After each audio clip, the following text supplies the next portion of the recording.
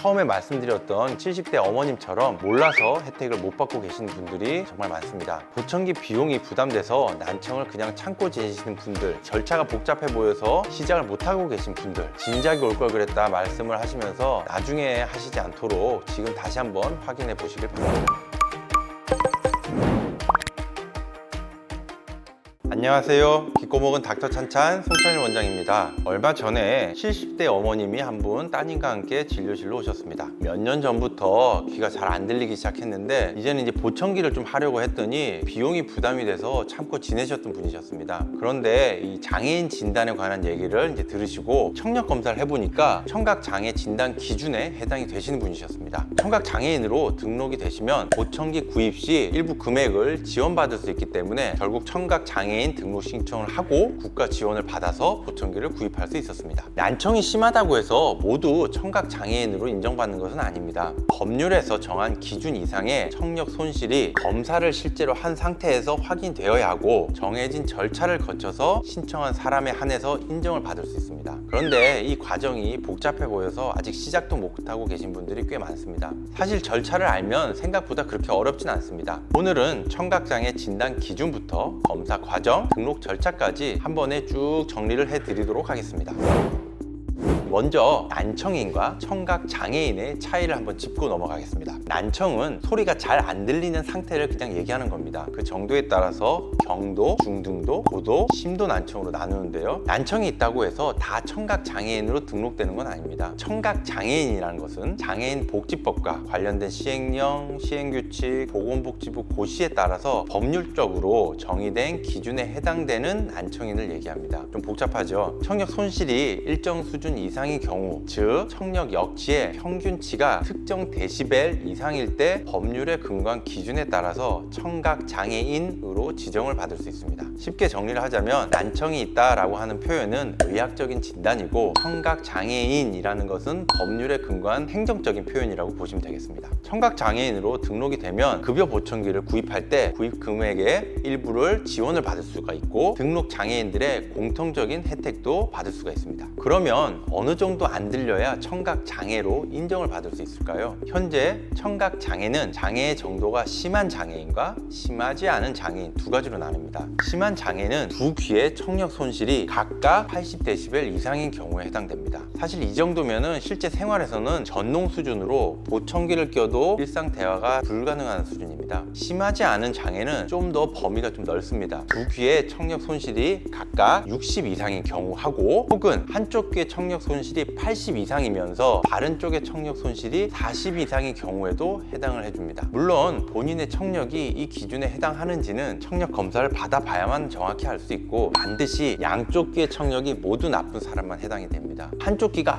아무리 나쁘더라도 반대쪽이 정상이면 해당이 되지 않습니다. 그리고 지금까지 말한 그 데시벨 수치는 어느 한 주파수에 검사한 것이 아니라 보건복지부 고시에서 규정한 청력 검사 방법에 따라서 반복해서 검사를 하여서 각 주파수별 수치를 평균하는 방법에 따라서 산정된 수치를 기준으로 하는 것입니다. 청각장애 진단에 있어서 중요한 포인트가 하나 있습니다. 바로 고착된 상태여야 한다는 겁니다. 이게 무슨 말이냐면은 치료를 통해서 청력이 회복될 가능성이 있는 상태에서는 청각장애를 진단받을 수 없습니다. 전문의에 의해서 6개월 이상의 충분한 치료 후에도 난청이 고착되었음을 확인해야 합니다. 그래서 예외적인 경우를 제외하고 일반적으로는 6개월 이상 난청에 대해서 진료를 받았다는 진료기록부 차트죠. 그걸 같이 제출하게 됩니다. 특히 중이염이나 돌발성 난청처럼 치료 후 청력의 개선이 가능한 질환이 원인이라면 충분히 치료를 받은 후 6개월 이상 상태가 고착되었을 때 진단을 합니다. 예를 들어서 돌발성 난청으로 갑자기 청력이 떨어졌다면 일단 치료를 먼저 받으셔야 합니다. 그리고 충분한 치료 후에도 청력이 회복되지 않고 6개월 이상 청력장애 진단 기준에 해당되는 난청 상태가 지속된다면 그때 가서 청각장애인 심사를 신청할 수 있습니다. 또 만성 중이염으로 수술을 받은 경우에는 수술 후 적절한 조치를 하고 필요한 시기를 지정하여 판정받도록 규정하고 있으며 통상적으로 수술적 치료 종료 후에 6개월 이상이 지난 시점에서 청각장애인 심사를 신청해 볼 수 있습니다. 65세 이상의 인구의 20% 이상에서 양측의 난청을 가지고 있다는 보고들이 있습니다. 이 중 상당수가 청각장애 기준에 해당이 되면서도 진단을 받지 못한 것으로 추정이 되고 있습니다. 그래서 청각장애 진단을 좀 받으면 도움이 될 텐데요. 청각장애 진단과 관련된 서류는 아무 이비인후과에서 받을 수 있는 건 아닙니다. 청각장애 진단을 위한 장애 정도 심사용 진단서를 작성할 수 있는 기관들이 따로 있습니다. 방음 부스와 정밀 청력 검사 장비를 갖추고 있고 이비인후과 전문의가 있는 병원이어야 하고요. 보통 이런 병원들은 청각장애 진단 신청용 검사 가능 여부를 홈페이지나 전화로 확인할 수가 있습니다. 장애 진단에 필요한 설치 시설과 청성 뇌관 반응 검사 장비를 갖춘 병원에서만 서류 발급이 가능하다는 것을 꼭 기억하시는 게 좋겠습니다. 청각장애 진단을 위해서는 순음 청력 검사와 어음 청력 검사를 각각 3번씩 검사를 받아야 하고요. 청성 뇌관 반응 검사를 한 번 해야 합니다. 한 번의 내원으로 검사 끝나지 않고 최소 3번을 병원에 내원하셔야 됩니다. 보건복지부 고시에 따라서 검사는 2일에서 7일 간격으로 진행해야 합니다. 날짜를 잘 지켜주셔야 됩니다. 또 여러 번 검사를 해서 그 결과가 일관되게 나오는지 이제 확인하려는 의도가 있기 때문에 그 검사 결과도 확인을 해봐야 됩니다. 만약 3번의 검사 결과 간에 차이가 많이 난다면 청각장애인 신청이 반려되는 경우도 있습니다. 검사 항목을 좀 말씀드리겠습니다. 아까 말씀드렸듯이 순음 청력 검사가 있습니다. 방음 부스 안에서 헤드폰을 끼고 삐 소리가 들리면 이 버튼을 누르는 검사입니다. 다양한 주파수에서 얼마나 작은 소리까지 잘 들을 수 있는지 측정을 합니다. 다음은 어음 청력 검사입니다. 단어를 듣고 따라하는 검사인데 소리를 듣는 능력과 말소리를 구분하는 능력을 동시에 평가하는 겁니다. 두 가지 검사는 총 3번 병원을 내원할 때마다 시행하시게 됩니다. 마지막으로 청성 뇌관 반응 검사라는 게 있습니다. 이 검사는 본인의 의지와 무관하게 귀에 주어지는 소리 자극에 대해서 달팽이관과 청신경이 반응하여 만들어내는 일종의 그 뇌파를 측정하는 검사입니다. 객관적으로 청력을 평가할 수 있기 때문에 청력 장애 진단에 필수로 포함되고 매우 중요한 자료로 검토됩니다. 이 검사는 한 번만 하면 됩니다. 이렇게 검사를 마치게 되면 장애 정도 심사용 진단서, 검사 결과지, 진료 기록지를 발급받게 됩니다. 검사가 끝났다면 이제 심사 절차를 밟으시면 됩니다. 흐름을 저희가 정리해 드리겠습니다. 먼저 병원에서 받은 장애 정도 심사용 진단서, 청력 검사 결과지, 진료 기록지를 가지고 가까운 주민센터에 방문합니다. 장애인 등록 및 서비스 신청서를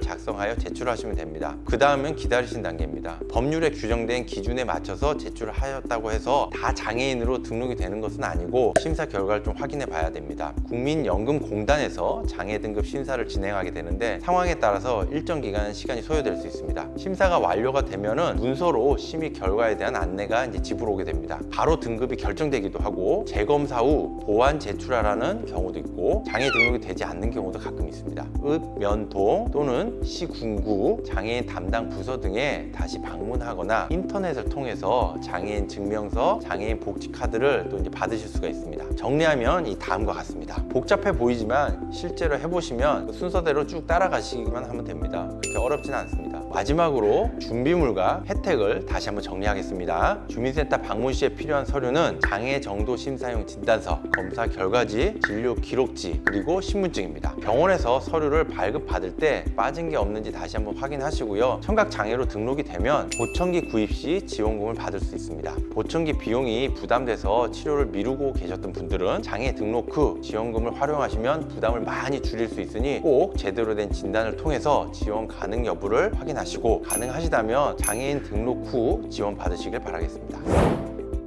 오늘은 청각장애 진단받는 방법을 처음부터 끝까지 정리를 해드렸습니다. 다시 한번 정리하자면 청력 손실이 일정 기준 이상이고 6개월 이상 난청인 상태가 고착되어 있다면 청각장애 진단을 받을 수 있습니다. 장비를 갖춘 이비인후과에서 검사를 받으시고 서류를 잘 챙겨서 주민센터에 신청하시면 됩니다. 처음에 말씀드렸던 70대 어머님처럼 몰라서 혜택을 못 받고 계신 분들이 정말 많습니다. 보청기 비용이 부담돼서 난청을 그냥 참고 지내시는 분들, 절차가 복잡해 보여서 시작을 못하고 계신 분들, 진작에 올 걸 그랬다 말씀을 하시면서 나중에 하시지 않도록 지금 다시 한번 확인해 보시길 바랍니다. 저희 서울 아산 이비인후과에서는 청각장애 진단에 필요한 정밀 청력 검사와 서류 발급을 모두 진행하고 있습니다. 궁금하신 점은 병원으로 문의를 주시면 되겠습니다. 오늘의 영상이 도움이 되셨다면 구독과 좋아요 부탁드리고요. 주변에 청각장애가 필요하신 분들께서 이 영상을 보실 수 있도록 공유를 부탁드리겠습니다. 지금까지 서울 아산 이비인후과 손찬희 원장이었습니다.